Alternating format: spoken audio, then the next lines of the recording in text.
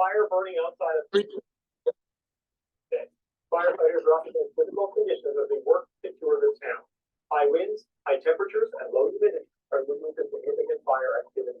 Officials estimate that a return should happen in the next week to 10 days. Okay, next up are power rankings and our quote of the day. Can you guess who said this today? They're more worried about what washrooms people go to and attacking the care kids receive. That doesn't make any sense to me. Find out after this break.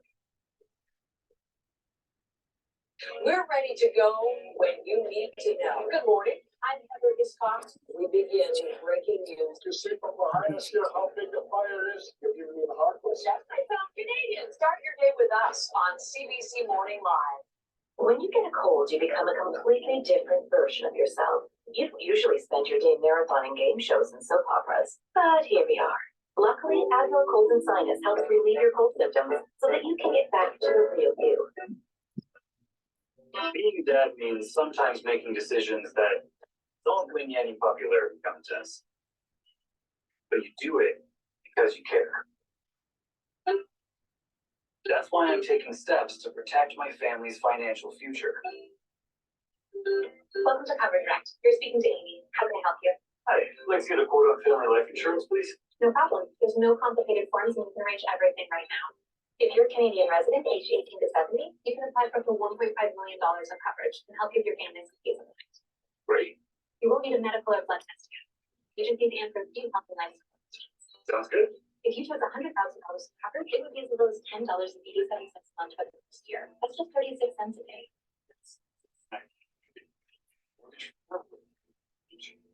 Rate of peace of mind, you can choose to add coverage for critical illness and your children. Direct family life insurance is only available for us. We can't find it anywhere else. I'll go right ahead. Our life insurance specialists have helped thousands of Canadians protect their family's financial future. We're Canada's most trusted direct life insurance provider. Our prices start from just $10.87 per month, with up to $1.5 million of coverage. Plus, our service is rated excellent on Trustpilot.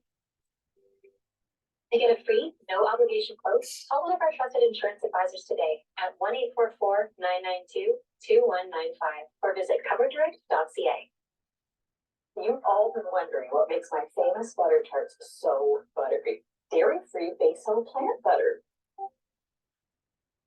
That's right, Jane. No cows needed in this house.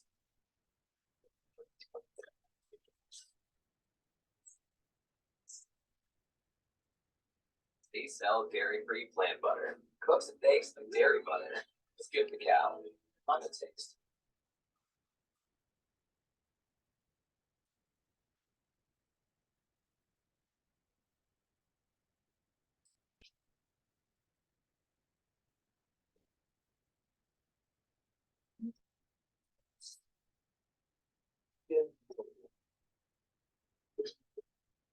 Just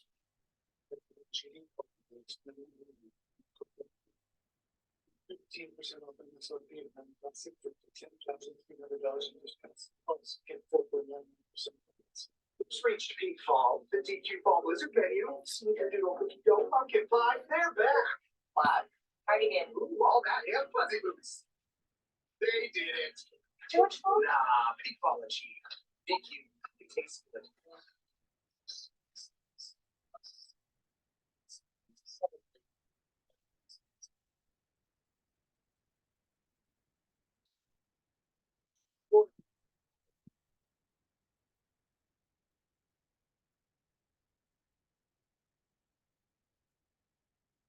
Welcome back to Power of Politics. It's time for our daily power rank.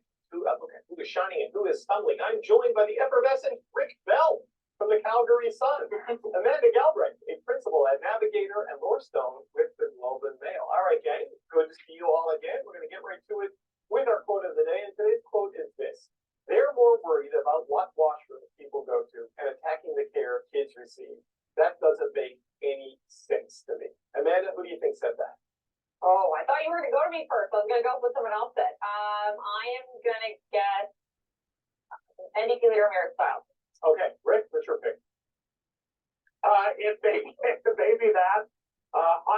Until you said the word there at the beginning, I was thinking that former federal conservative candidate who was not happy. Right, okay, yes, Hannah Hudson, who was on the show a little bit earlier. Okay, and Laura, what's your guess? I'm thinking an MDP leader, but the federalist, that'd be sick. Okay, so we've got 2 New Democrats and 1 ex-conservative. Let's see who won. If that's what they're focused on and not a single idea came out of convention around how to build more homes, it shows you that is not something they actually care about. That's not something they're actually focused on. They're more worried about what washrooms people go to and attacking the care the kids receive. That doesn't make any sense to me. Okay, so Laura, you got it right. That was Jagmeet Singh. Like some of the liberals pushing back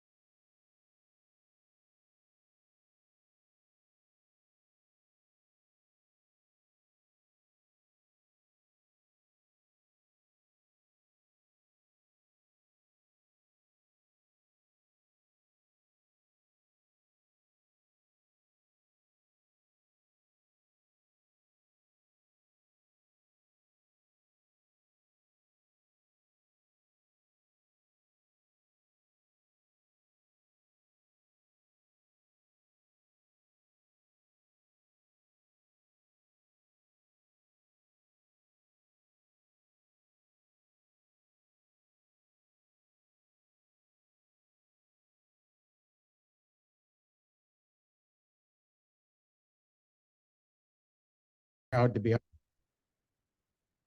Okay, I guess I'm cut off. Anyways, yeah. Thank you very much.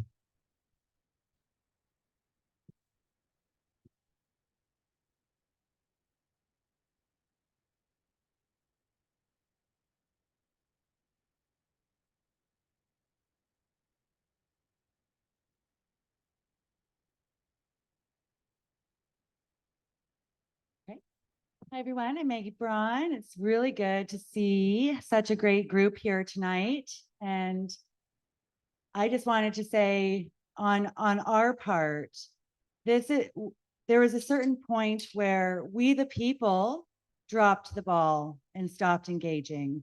When I started to attend the town council meetings, there was 0 to 2 people in the meeting paying attention to what's going on. And that's on us, the people. So we need to do everything we can to participate in this process as well, and to understand what's going on and to dig deeper and to ask questions and to get a hold of what is supposed to be a good local government for all our communities across this entire country.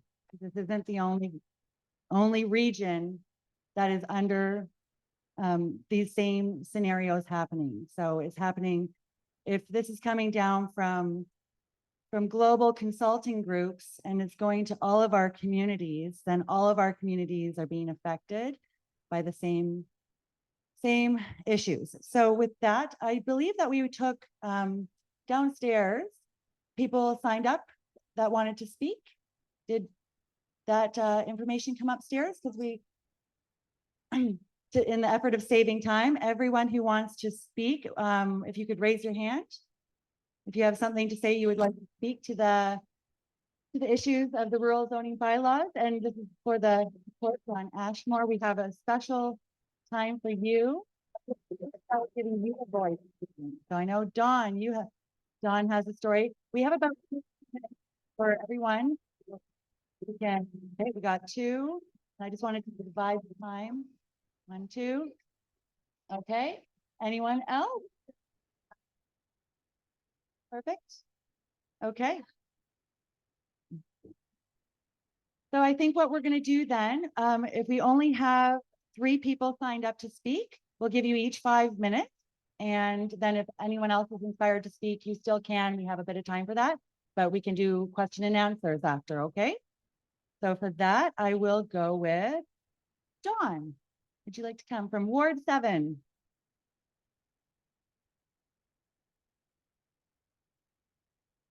I could just, my name is Don Wood. I own 100 acres south of Lindsay, and I have been trying to sever a lot.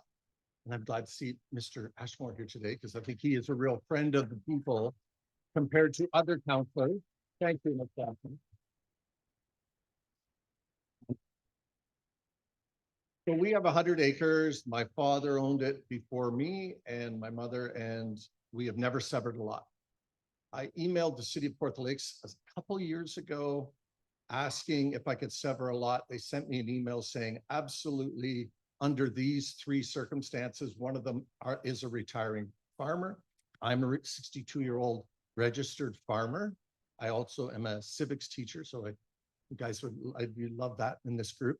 But so then I found out that it wasn't that easy. And when I went through and I talked to a former planner that worked at the city of Kawartha Lakes, there's actually a very long, convoluted road to trying to sever a lot. And then off the record, somebody at the city told me, no, you won't be able to sever a lot. That's old legislation from 2001 that just hasn't been updated. And maybe that was the start of this process. I don't know. Then I contacted Lori Scott's office and I asked Lori, because the city told me that I would never be able to sever a lot because of a provincial directive. And then Lori Scott's office said, well, they looked into it, got back to me in about 10 days and said, no, Don, there is absolutely no reason that the city of Kawartha Lakes cannot let you sever a lot from your farm. And then I've talked to many people around who have tried that process. I have a friend who tried it in Omimi, $7,000 later, 3 years later, he was denied. And so it seems like there's really, at the fundamental, I think Angie's dead on here, that there's a rural urban divide in the city of Kawartha Lakes that is wild. And I just, it's confusing. And I think it is my land, and I picked the rocks and I paid the mortgage, and I should be able to have a lot. I got two 25-year-old or two 20-year-old children. Love to have a lot or two. Just quickly, sorry, do I have a minute? Because I'm also an OFA member. Is anybody else here an Ontario Federation of Agriculture member? So how do you feel supported by them? Oh my gosh. They have just, so here's my 2-minute story, hopefully. They were not, I sent them 3 emails. I left phone messages. They would not return my emails because to Premier Ford's credit, in the spring, he introduced Bill 97 that was about development, and he was going to give farmers 3 severances for every farmer in Ontario. And who came out against that and stopped it? The OFA. And I'm like, hold it. I pay $300 a year for membership for the OFA. How are they working against my financial interest? 3 emails, 2 phone calls, wouldn't return my calls. They had a customer appreciation barbecue at PV Mart in August that another farmer told me about. I went there, and I think the gentleman, the OFA representative, is Mark Torrey, if I'm right. And I talked to him, and he was very much against land severances. And you can go on their website and everything, and they can tell you why. I finally wrote another letter after and used Mark Torrey's name, and the president of the OFA did email me a letter basically saying it's for the good of society, you know, that Flato makes $100 million in Lindsay, but I can't sever a lot. And of course, I'm paraphrasing there. She didn't say that. She said it's for the good of society, Don, that you pick rocks, and that's not really your land. It's kind of our land, and it's for the good of society. It's wild, guys, how as a civics teacher, I get very, very nervous because people like you and your ancestors fought for private property rights, and they are being just taken away so quickly. It's very, very, and I'm glad to see everybody out here. I won't take any more of your time. I could go on all night, like the blacksmith. I could go on all night, and I thank Mr. Ashmore for coming. Thank you so much, Don.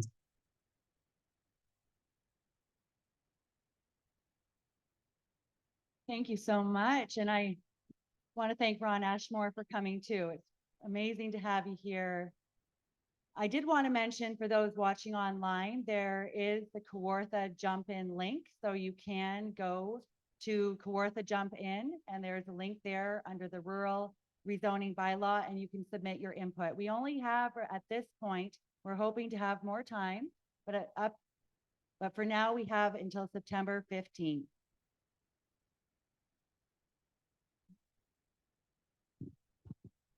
Oh, and there will be an online petition as well. So the petition that we're doing here will be linked online. So we will send that out, and there's a sign up sheet to leave your email if you want to stay connected with this group moving forward. There's a lot of things in the area.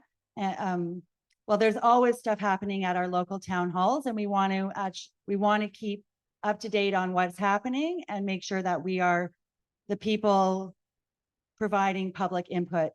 And moving forward, we're going to have Heather come on up. Okay.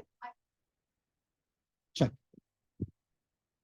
One of the things that I'm completely against is when bylaw officer can come onto your property without a warrant or anything of that nature. So any other institution, like whether it's a police officer, whatever, they have to have a warrant to enter the property. So one of the things that, that I found in the verbiage, and I know they've always been able to kind of do whatever they want, but I think that's something that should change because the hours are very loose. So what are business hours for farmers, for example? Like most people running businesses off their property work at all hours. So, what is there a time frame that they could put in that so that there were hours, what are actual business hours? But just in general, why are they allowed to enter the property with any kind of, it just seems to be, they can come on the property whenever they feel like it. So that's one of the things that I mentioned. Thank you for mentioning that. I'm just going to quickly address that. Take a look at the Municipal Act and take a look what they're talking about. And they say public property. What we're talking about here is private property. We got to really watch their wording. So you really got to need to learn the Municipal Act, and we'll be posting that in our upcoming newsletters as well. I just want to share that. But we got to be wise because they deal wisely with us. And when you think about bylaw, what is the intention and purpose of the bylaw? Bylaws are supposed to, maybe Sheila can speak to this, but bylaws are supposed to be for the good of the community. They're the way that it's written, these bylaws talk a lot about what their authority over us is. And there's no mention of our rights or our property rights. And we understand that, you know, each legislation comes after the other. So somewhere our rights are up there, but there's no mention of it. And it does seem to be a problem to have the bylaw have so much authority to come onto our property and fine us and boss us around on our own property. So I'm not an expert on that, but we did find a bit of a problem when we really looked at the bylaw as a document. It's not really something that the people seem to want as far as bylaws go. They're there. The bylaw officer should be there to help give the best recommendation, let people know what works, what is ideal for the community, but it shouldn't be an authoritarian document with fines and all this stuff. So we are. Can I make a quick comment on that? In 2021, I had the bylaw enforcement officers from City of Kawartha Lakes enter my property, take pictures, and put an enforcement order against me. I had till February 27th to remove 180 loads of fill off my property. And I'm talking frozen ground. They put an order on me. And how did that fill get there? I signed a release from Coco Paving on the new highway improvement project. They asked me if I could take it. And I said, yeah, I could take that in the back there where the topsoil's stripped. And I was going to make it like park light. As a matter of fact, there's a park beside it. Yeah. But unfortunately, they put an order and they put me on a Zoom meeting. I talked earlier about Zoom meetings in 2021. That was my first Zoom meeting. I had 7 bylaw enforcement officers and I could name them all against me. I didn't even know what to say. But in frozen ground, I followed through and hauled out 180 loads tritums of fill out of my property because bylaw enforcement changed the table under the Agricultural Act so that sodium chloride, January 1st of 2021 during COVID, sodium chloride, that's road salt. That's all they could find after 9 samples. Cost me a fortune. It didn't meet the criteria on 4 of them, so I had to haul it all out. So that's the type of, and it was a ruthless, ruthless process that I'll never get over. So, oh, and if you can't pay for it, they do it. And that's this new bylaw. It goes right directly on your tax bill. And they love doing that. They will own our properties if you infringe enough under, I won't get into it, but it's not our companies that do it. It's some global company, and it's an environmental cleanup company that are extremely expensive, and the money goes offshore. Well, to somebody else, not stay in our municipality. It's not even our contractors that'll do it. It's a pretty sad situation, but we got to address it. That's just one particle. Thank you.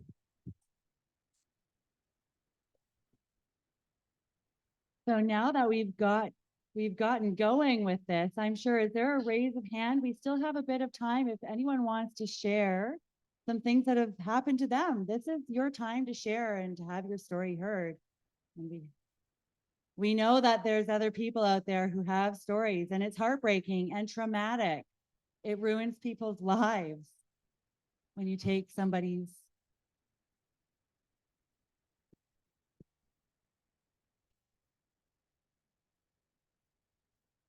No, let's wait a minute. Let's wait a minute. I'm sure that somebody here has had experiences with the bylaw. One thing I noticed when I looked at it, when on page 97 and around there, when it's talking about how you can use your agricultural properties, you know, if I'm a regular human being and I'm looking at buying rural land in the city of Kawartha or Victoria County, as it used to be called, I would think that I could do certain things on my property. But when you look at the bylaw there, you know, certain properties, you can't have a dog kennel, you can't have a greenhouse that you're selling food out of. We should actually have it pulled up here, but there's a few things there that, you know, if I'm going to buy land on rural property, these restrictions are a little bit much. And if we're buying the land, I understand that we don't want a huge commercial greenhouse set up, or maybe we do, you know. Commercial greenhouses are probably a good thing. I understand that there's a reason for some of this, but it goes a little bit above and beyond. And most people aren't moving out to rural Kawartha to be told that they can't have a dog kennel or a greenhouse that they sell food out of. And at what point do they consider it a commercial greenhouse? You know, can the bylaw show up if you have a nice big greenhouse and you have some food being sold out of it and you're selling it at the end of your driveway? Is that enough to fine people and destroy their lives and their dreams? So anyone else have something to say to the? Couple of things I can speak to on bylaw. My personal experience a few years ago is I'm a contractor. I built a gazebo on my deck instead of buying one. And they wanted me to get an engineered permit for a simple 4x4 construction, 2x4 construction gazebo. And I'm like, what is it any of your business on my property? Right? I'm a contractor. I build these things for clients, you know, and it was just ridiculous. So, you know, they use fluffy words like, oh, well, you're changing the snow, the snow load, so like load on it. And I looked at her and said, gazebo is eave trough. That steel roof is melting snow way faster than it would sit on my deck. So clearly you don't really know what you're talking about. So that's the first thing. Second thing I can speak to is I'm an arborist by trade. Sorry, you guys hear me now? So I cut trees all across, you know, Durham region and East Toronto.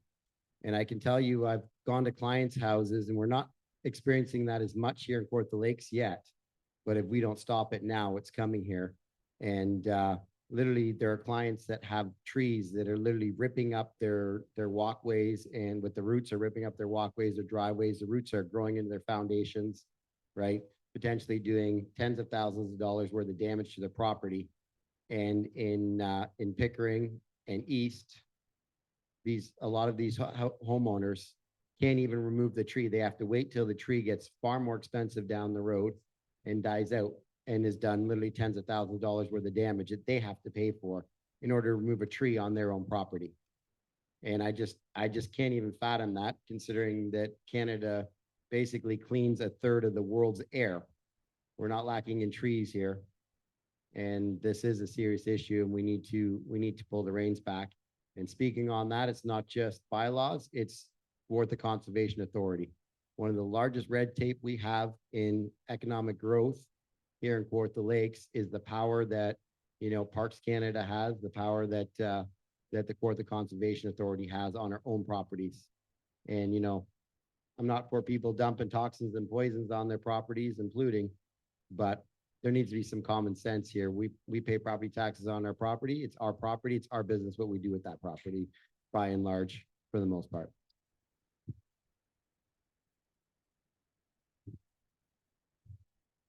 Thanks for sharing that. On that note, we need to educate ourselves here. Okay, now we need to actually read what it's saying to you, like the municipal act. Now, I'm going to point to something here that is going to sound quite profound. It's the municipal act sections 10 and 11.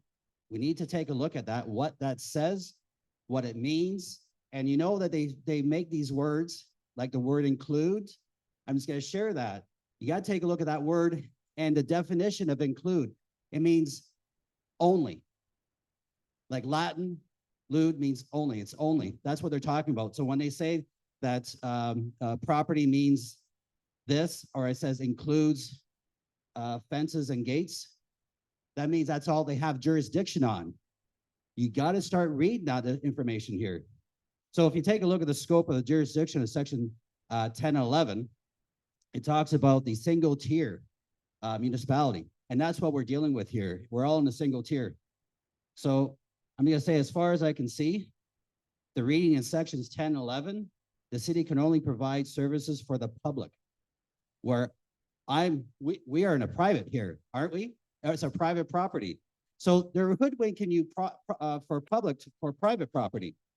So I'm not public, we're not public, thanks. So nothing on my private property affects the public at all, in any way, shape, or form. Now, if you take a look at it, it says the broad authority of a single tier municipality. They're telling you right there in 10, is a single tier municipality may provide and service or things that the municipality considers necessities or desirable for the public. It's speaking public all the time here. And then on the bylaws on there, it says a single tier municipality may pass bylaws respecting the following matters. Now, there's about 11 of them in there. I'm not going to go through them. You usually got to go and read it yourself. But on 10, it speaks to structures. And then you'll notice a word right behind it. It says including fences and signs. I'm not making this stuff up. You got to really start reading the Municipality Act, because they're hoodwinking us. And then we just started going through this document that they were trying to pass, and they're going to make it so on there that they can come onto your property. Someone was saying about that at any time given. They don't care.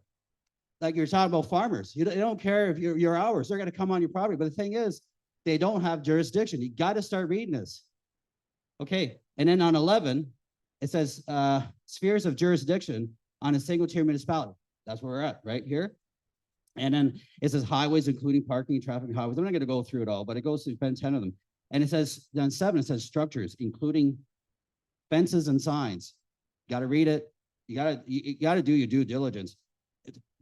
What they're doing, they're making us stuck on a mire down in this location. We need to step above and start looking from a top down, because they want to get all stuck in here because they make that money. They go into court, like they'll go and you're talking about taxes. They'll make it. Oh yeah, you were talking about that. They'll make it do things. I just dealt with this. They said I had too many trailers and too many sheds. So they came by 2 times, because I have a neighbor. I'll say that loosely.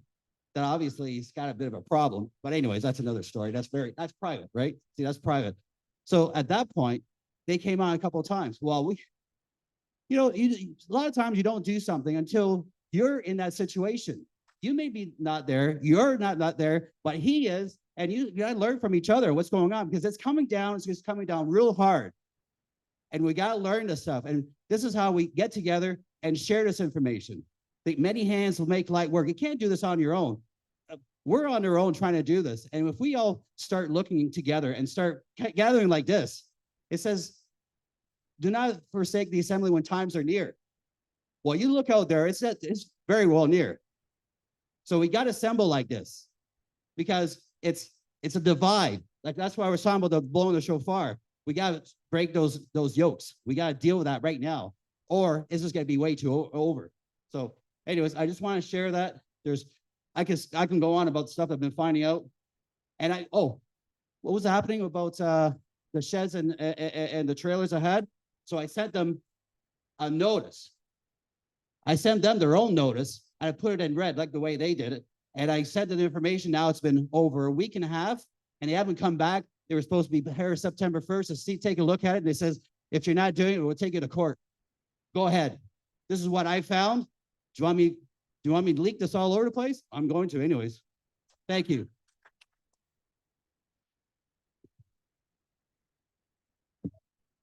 Wonderful. I'm just going to check the time. We do have a bit of a schedule tonight. If there's 2 more people that would like about 5 minutes of time, you can raise your hand if you have an experience with bylaw, or we're here to talk about the rural bylaw and these matters. So feel free, this is your time. We want to share, and we know that there's terrible stories out there of what's happened. And thank you.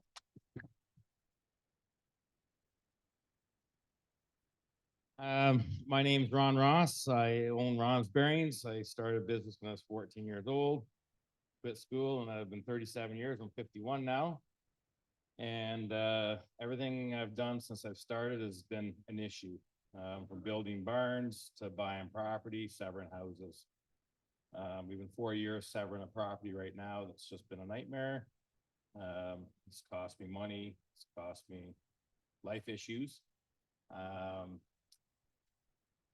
Owned a place in Lindsay. I bought out John Forson when I was in 2012. And I was 7 years, 8 years trying to get a building built, a 6,000 square foot building.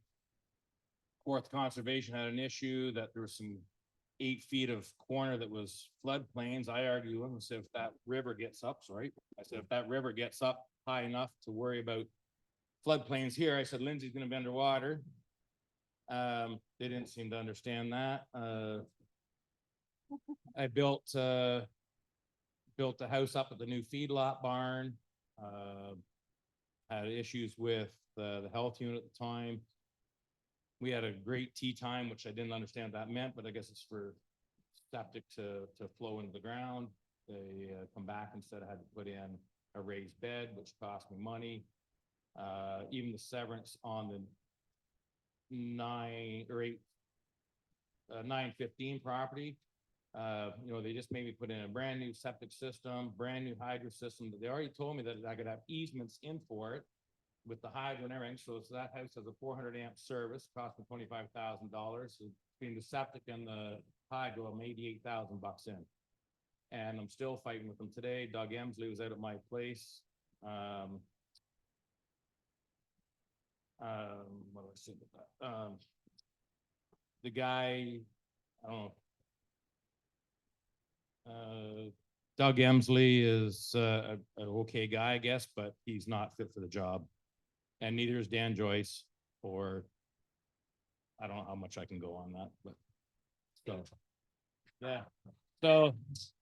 yeah. So I've had issues with them all through like I say, through the health unit and how the rules change over 4.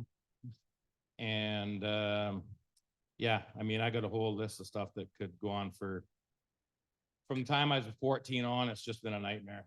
So yeah.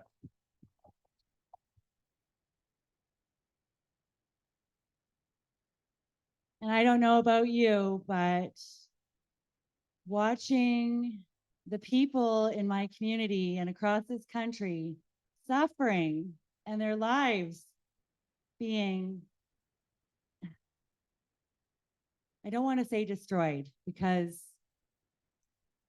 but it's getting close. And at a certain point, we as a community need to pull together for the sake of each other and stand up for each other and do it together. Because one person, when this happens to them, we should all be there to stand up for that person.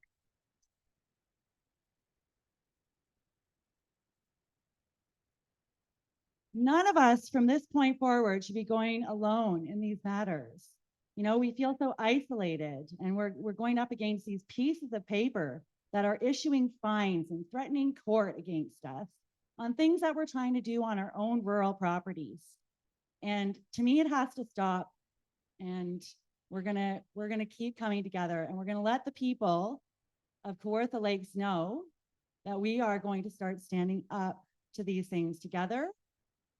And nobody is alone from this point forward.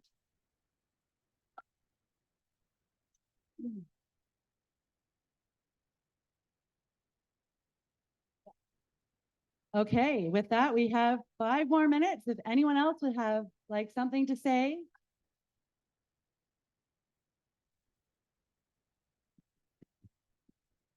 Agencies. I'm not with the government. Well, technically kind of, because I'm in the energy business and we have to be licensed, but I'm not here spying on anyone. I just wanted to know. What I was gonna say is that I lived in King for 23 years. So if anyone's familiar with King City, beautiful farmland, grade A farmland, King has been swallowed up by the city. And Margaret Black tried to keep the development out for years. And they voted her out because she was strong-armed by big developers. And so as we see urban sprawl everywhere, I commend anybody like yourself that has tried to buy back family farms, trying to keep out that spread. Hopefully that's what the result is. Some people have an exit strategy, maybe they want to buy to hopefully a developer comes in and buys it all. And there's nothing wrong somewhat with that either, because sometimes if you do go through these things and the government is taking all your money as you're fighting and fighting, sometimes you're left with nothing and that's all you can do, right? So, but anyway, that's the only comment I have is that, I was asked to read the bylaw because I do have a background in this type of stuff.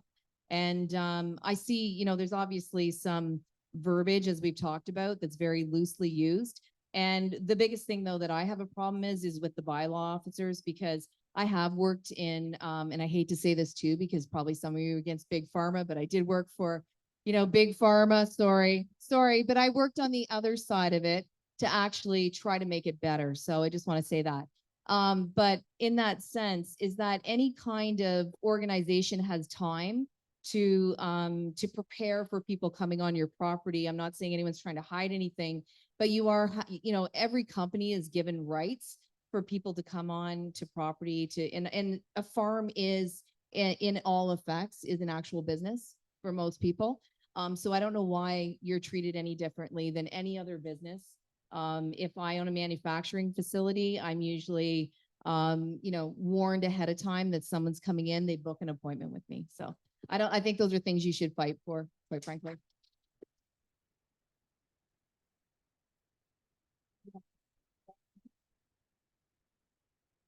And now we'd like to welcome Ron Ashmore, our counselor who showed up.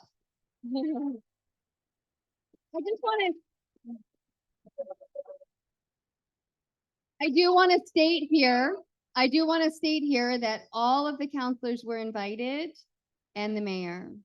So I think you deserve extra. Thank you.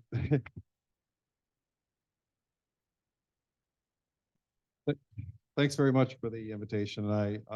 I'm honored to be here, and you're very hardworking people. You're smart people. You're the smartest people that I know, and my job's always been working for the people, and that's what I've always done. And I'll get into that in a minute. Just sort of introduce myself. Myself and my family, we dairy farmed just east of Lindsay and North Emily on Kings Wharf Road for many years, up until 2012. And I would have liked to have kept dairy farming full time, but it's like any other farm, in the dairy industry, we have to get bigger or get robotic, get more into debt, buy more cattle, more quota. I would have loved to have kept farming full time. I still do farm. I still have my farm registration number. I have 3 cattle and 2 mini horses, and actually I have my OFA membership, and and Don, you brought a good point. Kind of disappointed in OFA that I can't get discounts at PB anymore. They don't give it on feed, which is kind of weird because, but anyways, I'm not knocking OFA, but I think that we do need more aggressive, representation in the farm groups. Anyways, so my wife and I have been married 32 years. My wife's an immigrant to Canada. She came from New Zealand. We met in Fiji. Actually, in 1988, I was on an exchange in New Zealand and on a farm, on a dairy farm. And we met actually in Fiji. So we have 4 sons and ranging in age from 23 to 30. So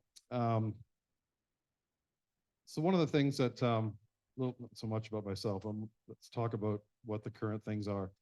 So I represent Ward 6, which is pretty close to 9,000 people, everything east of Lindsay if you know where the drive-in is, everybody knows where the drive-in, everywhere from the drive-in to Pigeon Lake, taking all of Omimi, Downeyville, Dunsford, everything south from Snug Harbor all the way to Bob Cage. And actually I go right to, I take in part of the Kawartha Dairy, the new Kawartha Dairy. And so there's about 9,000 people that I represent, and it's certainly a humbling honor to be, at the council chamber representing people. When I first ran, I was in before one time in Ward 14, and I ran in 2018. I got 20% of the vote. And then I worked my tail off to say to the people, I'm going to work for you, which I always do. And I was very honored to be reelected with 60%. So I went from 20 to 60%. And it's all about hard work, working for the people. I put the people first. That's what you're supposed to do. You work for the people. And I can't speak for the other councillors. I mean, they're good people. They have their different way of maybe, a different opinion on things, and that's fine. That's what it's all about. Difference of opinion in council, and you're certainly not going to agree on anything, on everything, and I don't agree on a lot of stuff, but I'm there to represent people, so I really enjoy that. So some of the things that, for example, in the last year, I've never changed. Like, for example, the closure of the Ops Community Center. I was the last councillor standing. I said, there's no way we can tear down this community center. So I would never tear down your community center. Anyways, it was disheartening to see something like that go. But tomorrow, I have a memo on to try and get council support to save Lady Eaton Elementary School in Omini. It's pretty tough to get. It's an uphill battle to change the mind of the school board trustees, albeit they are elected.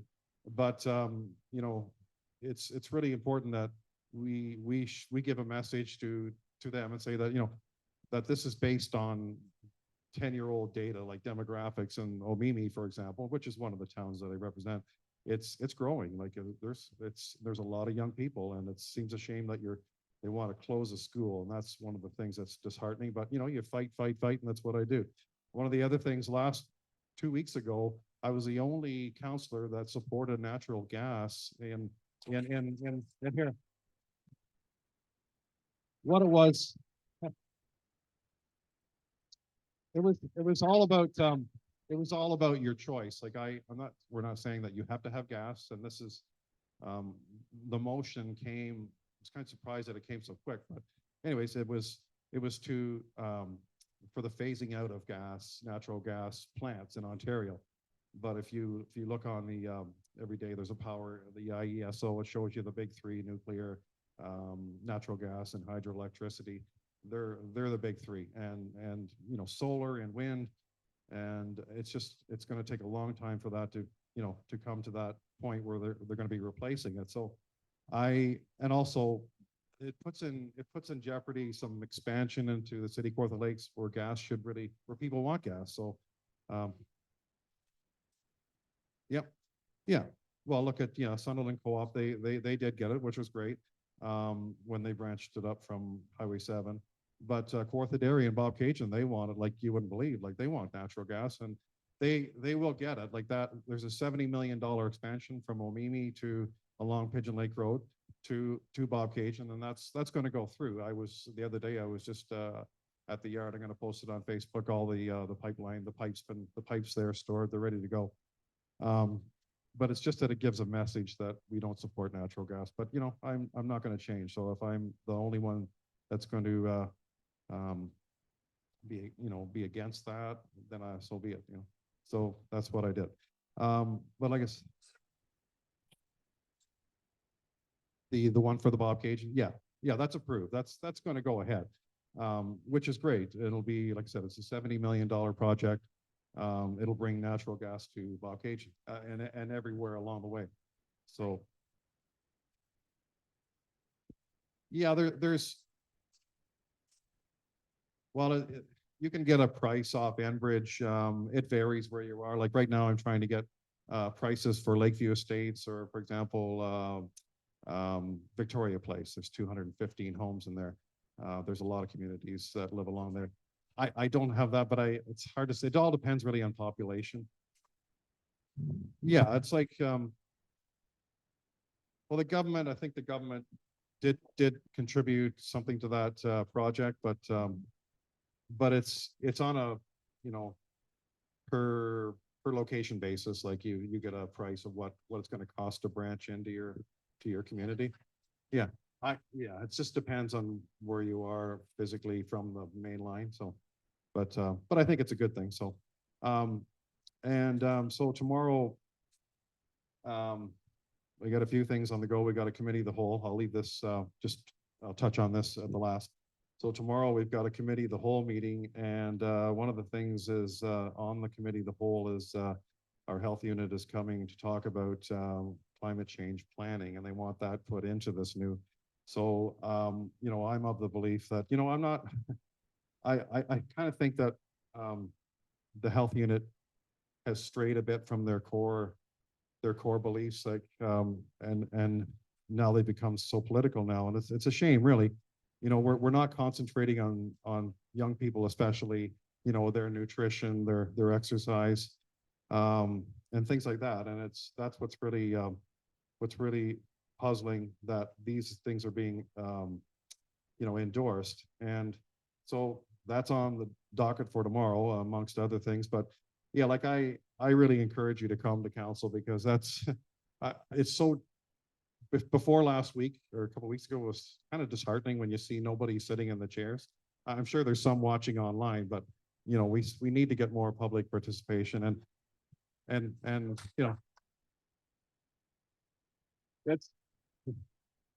it's something that I certainly encourage everybody come to to council and watch the proceedings. Like, I mean, and get involved. Like, it's the only way. You've got to. And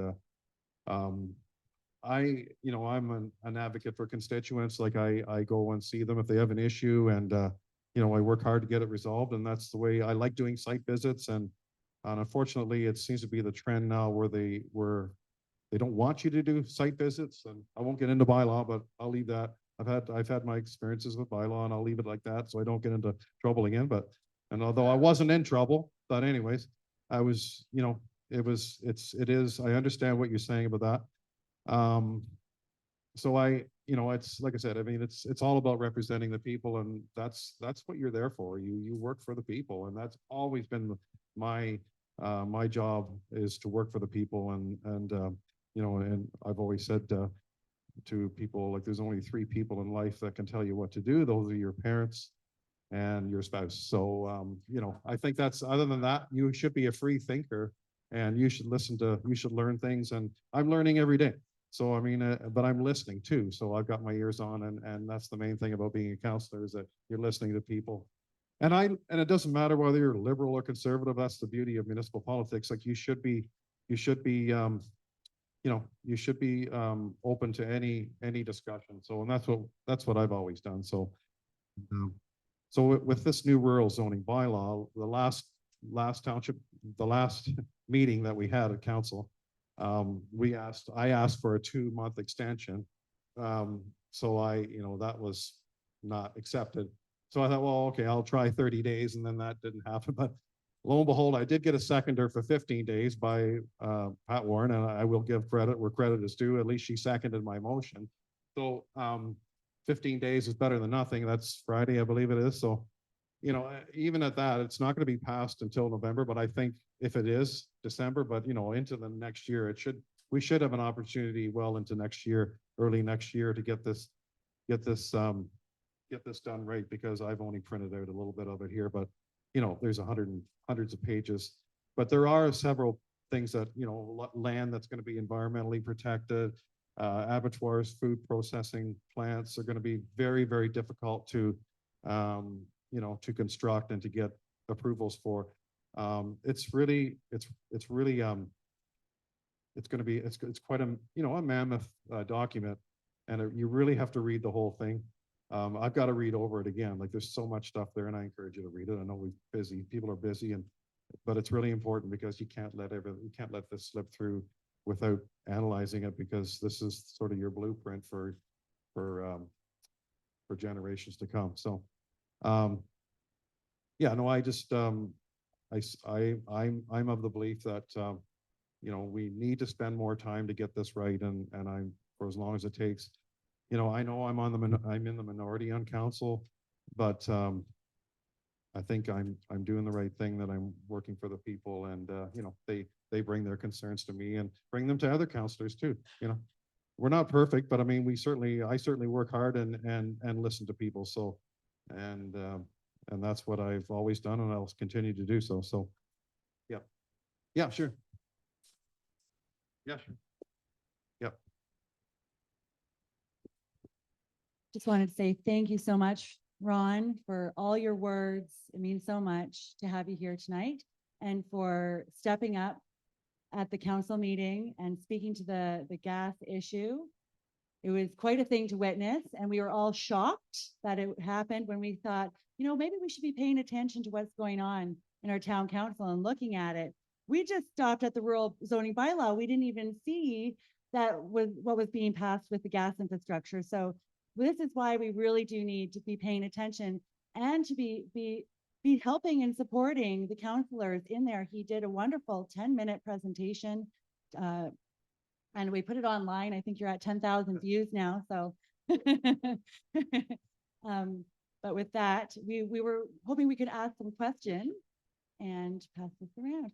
Oh, and he mentioned that tomorrow there is a meeting, the committee of the whole, and that they're passing the, Well, there's several things on. I've got, there's paramedic service master plan, which would be interesting. There's that going on. Response time plan, encroachments for different locations. That's sort of a standard, fence encroachments. There's a little clean and, okay, there's another thing. There's a clean and clear. Staff want to bring in a, okay, they want to, realty staff, allow you to not worry about cutting your grass in urban areas. You can have your grass a foot high now. So they want to be a bee pollinator. They want, you want to have all these fields that are actually, there's a field between, there's 120 acres that the city owns between the correctional center and the landfill. And I had a local Mennonite fellow that offered to cut the weeds free of charge. But they said, no, we're not going to allow that, because we want to make that into a pollinator field. So that's what we're doing with that. That's what they want to do with that. So, so that's another one that's coming tomorrow. And then the health unit is coming tomorrow, but the climate change, and that's what they're talking about tomorrow. And about wanting to have, yeah, a total, I have it here. It's brief, all these briefing notes about. don't worry, I've about looked that. at it too. I won't get into climate change tonight. Don't But you worry. can if you want, but I'm just saying that, you know, I'll listen to anybody, but, I think, one of the things next week, I won't keep too long. Next week, I'm going to be meeting with the, Kawartha Lakes Police Service Board. I was on that board for a couple of years, quite a few years ago, but I'm on the CPAC board, the OPP board. But the issue, and I'm really finding it so disheartening, like, you know, so many young people walking around, primarily, I'm not saying Lindsay, but all over, and people who are young people and families who are, you know, have drug issues with the fentanyl and all this purple heroin and everything that's on the street. That's really one of the emergencies that I see. People are, you know, like, are having these drug problems, and I think the health unit should really concentrate on that and try and get that off the street. Yeah, it's. Right.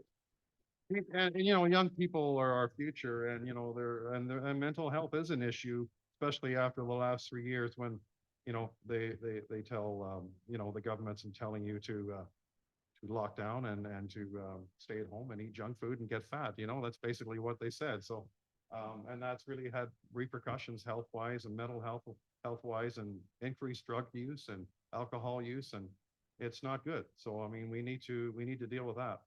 So that's another thing. And another thing also is trying to get more manufacturing and jobs coming here. That's what I've always, I worked hard to get Brooklyn Concrete to come. That was my doing, because they didn't come unless they, you know, they had certain, you know, encouragement to come. And I've been to try and get other distribution places. I'd love to get Amazon or Mahindra Tractor or some other companies like that, Mahindra, or you know, some of the other companies that would come and do distribution plants or manufacturing. We've got we've got some great manufacturers in Kawartha Lakes and good private sector jobs, and we need more of those types of jobs. So I've always been an advocate for that, so. And the individuals, your rights as an individual, certainly landowners, like, that's paramount. I mean, if you don't have individual rights, then, you know, what's the use of you living? You know, so. No problem.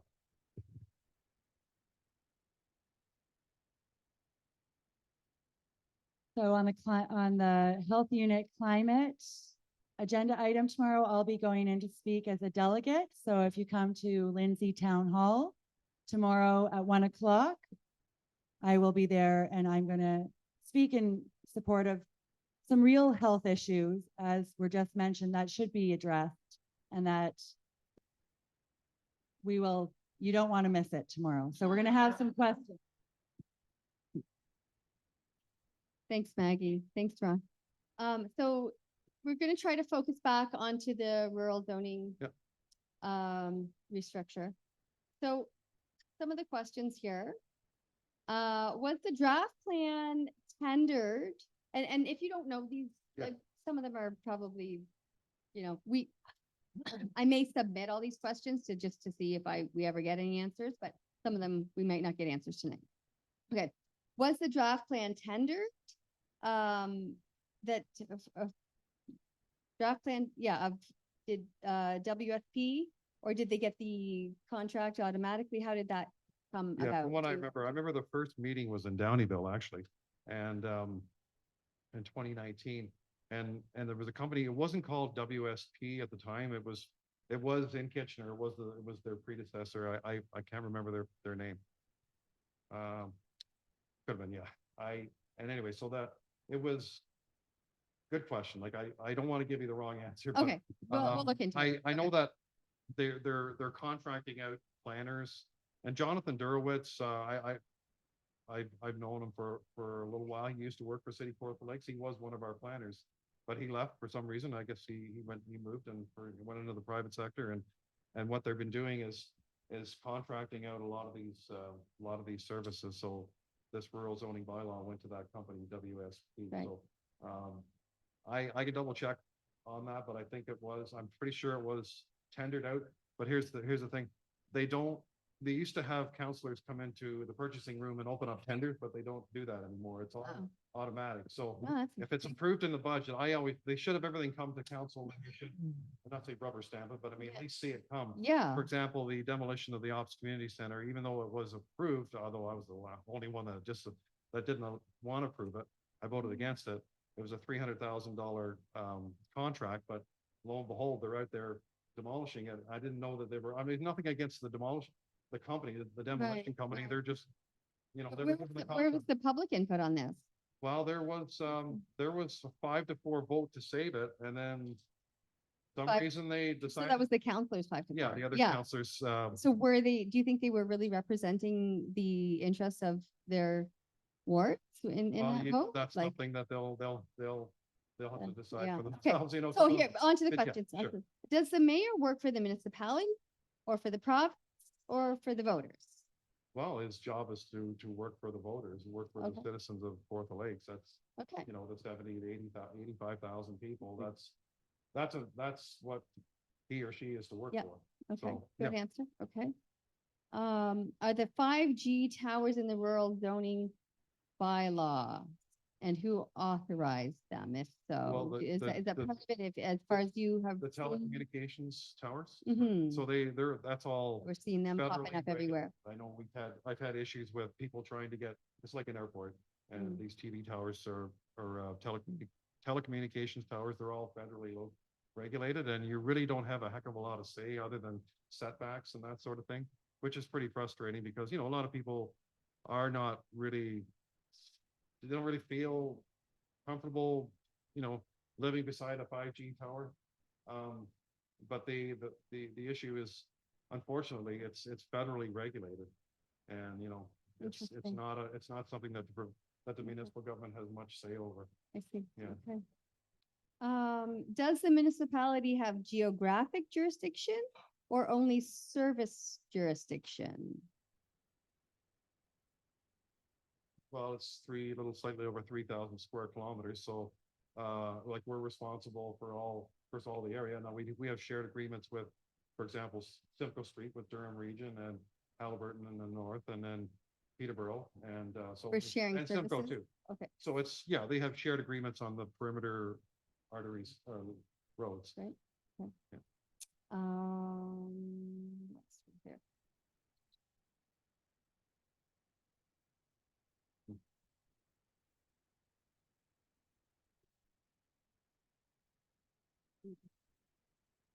How about just one more? Yeah.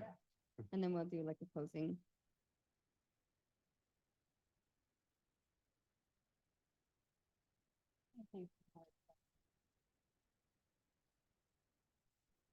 Some of them are very similar as far as the, like blurring the lines of jurisdiction and whether the counselors are working for, like, Yeah. representing the interests of the corporation that they're Yeah, like, when you take your, assigned to, or representing the people. well, Because it's I a represent, yeah. public partnership, right? You're representing the people, you're representing the corporation, like I represent Ward 6, but I also represent City of Kawartha Lakes, so I represent everybody here in Cameron, so I mean, as a whole. So I make decisions, not only Ward 6, Ward 6 is what I represent, but I do represent the whole city as a whole, so. And, it's, you make decisions, tomorrow we're making decisions for, and every meeting, whether it's committee of the whole or council, you're making decisions on everywhere. So like I make it a fact to get around the whole city, so not just Ward 6, but, so but to me, it's always the residents, it's always the constituents that you put first.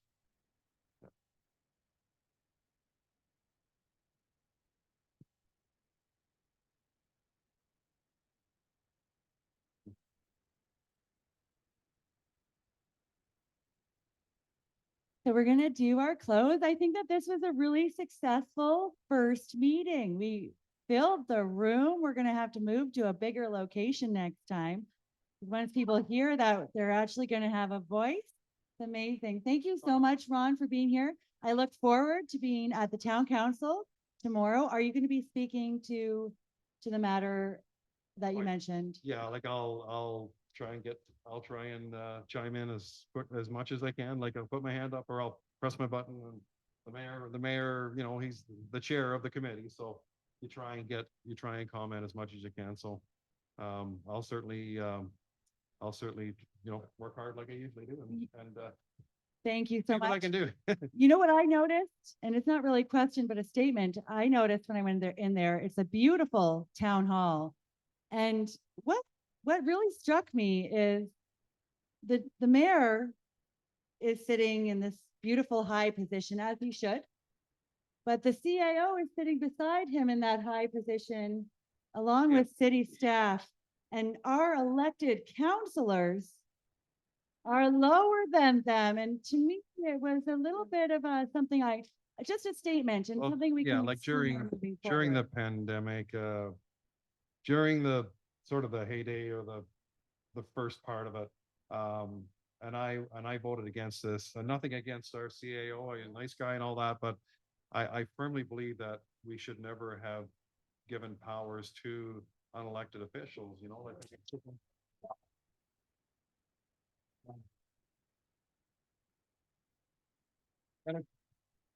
Because once you set that precedence, then it's going to happen again. So yeah, no problem. Thanks.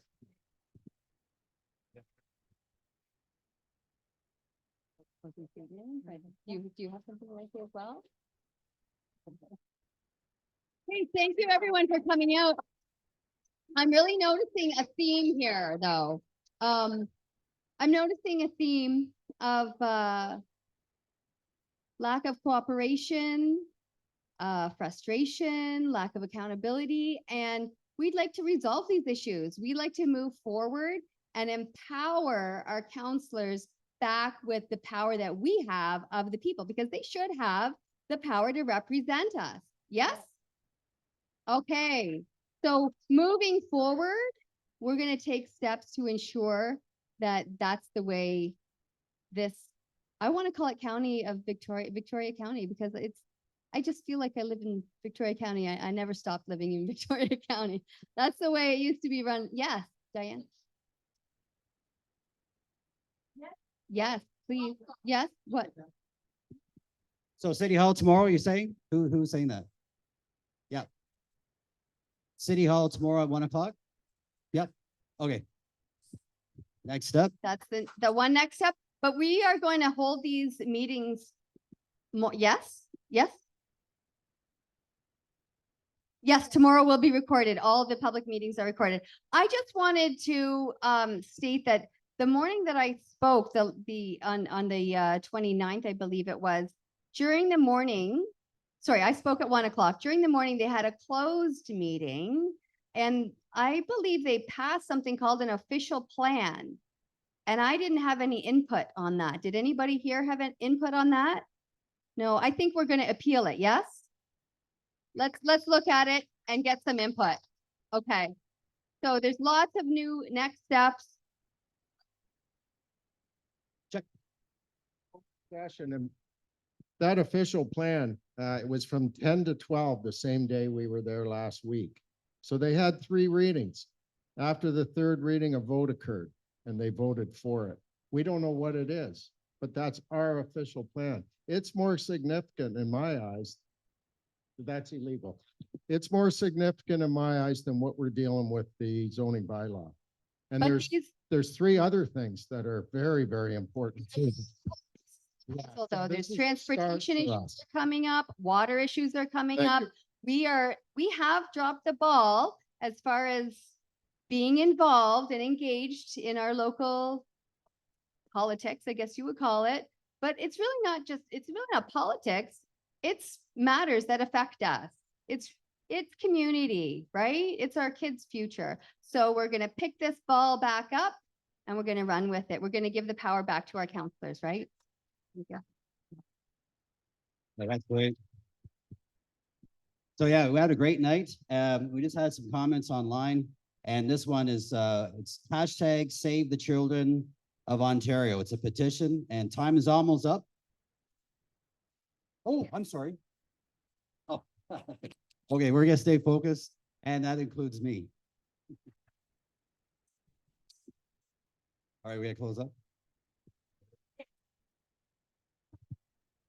This, but there's an online petition that on Jump In, you go to Kawartha Jump In, and there will be an online petition for the further delay of the rural rezoning bylaw. There's a petition at the back. We're going to put a link up. We're going to do an online petition there. So it's not, do it tomorrow and we'll share the link. Please put your email on the email clipboard here before you go, and we can keep you in the loop with everything that's going on if you're not already connected with the group that's helping to facilitate this. And I know that I'm forgetting something. So if you have some input to say about the rural rezoning, go on to the Kawartha Lakes website, go into Jump In and go onto the draft plan and go into the comment sections and put your input in there. So as well as the petition. So 2 jobs. Wonderful. So with that, I just wanted to thank everyone so much for coming out. And we kind of did the question thing already, but you weren't here maybe. Okay.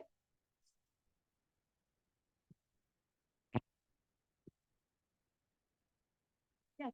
Oh, thank you. Thank you. I was going to announce that. Thank you so much. So I've done an article on my Gather 2030 after the last few town halls and the different experiences that we've had when we went. And it was wonderful. We did a great job. This is new for all of us, but it's, what am I trying to say? There is on their website a code of conduct for town hall decorum and their code of conduct. And it's similar to what we said here tonight, you know, no shouting, no disruptive behavior, basic common sense decency stuff. But I will be putting, we will print that out so everyone can see it as we go in. And, you know, they're not used to people showing up, right? So we don't have to do anything else other than show up and sing "O Canada" and sing it with conviction and let our delegates speak. And it's our presence in 80 to 100 people is enough, is enough.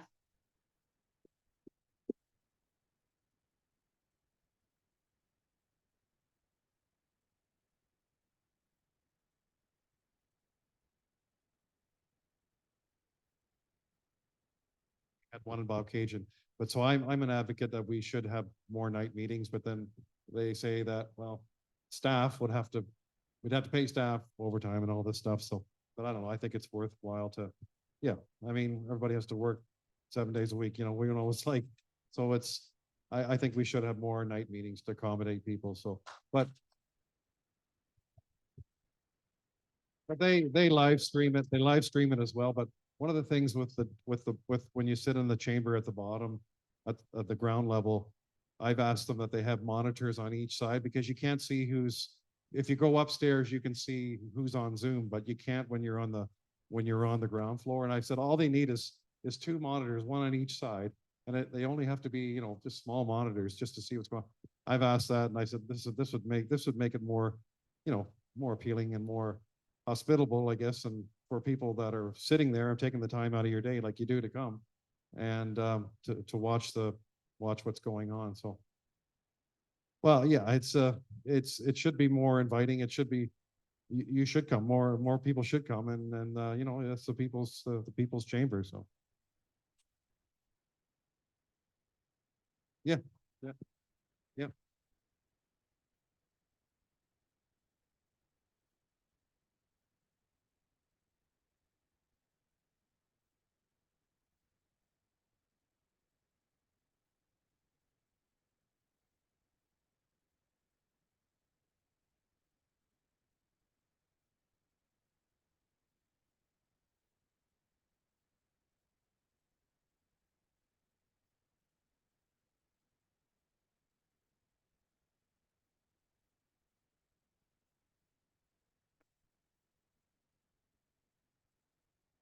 Yeah, like some of them are union, some of them are non-union, and it doesn't matter what it is. It's just like they have to. It's quite a thing to even make changes. So I mean, you try and make changes, but yeah, we'll get there. Yeah, no problem. Working for the people. So one more comment. Okay. I'll keep it short. I just want to alert everybody to the ultimate objective to shutting down or stopping food development processing plants. You need to get a definition of what it covers. In the 90s or in the late 80s, out west, they took away from the grain farmers in the small communities, the grain elevators, and forced the farmers to buy trucks to ship their grain 50, 100 miles. And they had to pay the bill. And what happened was a series of farmers decided to ship their grain across the border because they got a good price for it over there into the United States, but the government came along and stopped them because of the wheat board. What I want to point out is if you shut down and stop the development of food processing plants in this part of the country, you're going to increase costs to the producer. What they're going to do is stop the guy who opens up a meat slaughtering operation for the local market. And you'll be forced to ship your cattle, okay, to the big plants, and they will dictate to you not only the price that you will get or won't get, but they will charge you for the shipping also. And the advantage of having local food processing plants is that it encourages competition. And competition is a very healthy thing for any community. Okay, we're closing. We're finished the scene on time. You won't say. All right, looks like we had a very productive evening and great for coming out. And remember that this is a group that we come out here every Mondays. And there is a donation box at the back. So if you keeps the lights going, it's a place that we can keep gathering at. So it's really great to have this church here available for our disposal. And it's just really great that the pastor here has really opened his doors up. So we thank you for that. And have a great evening. And then this will be posted so you can look at it as well. And you can get a hold of us at freecanadarightnow@gmail.com if you want more information. So that way we can get the information out to you. Thank you. And for those who also want to follow, there are a couple of us on Substack that are trying to get this news out to everyone. So if you want to follow Gather 2030, that is my newsletter. And I'm not a professional writer, but we're making news, so we might as well share it. Okay. So we're getting it out there and keeping everyone updated and creating something that people across the country are actually very excited about. So for them to see something like this, it's inspiring them to do the same. And this is what it's all about. We as human beings know in our heart what it is to have a community, and we just need to tune into that, tune into each other, hear each other's stories, start working together and having better communication and asking questions. And we will find a way to improve our country one small town at a time. And have a great night. Thank you for coming.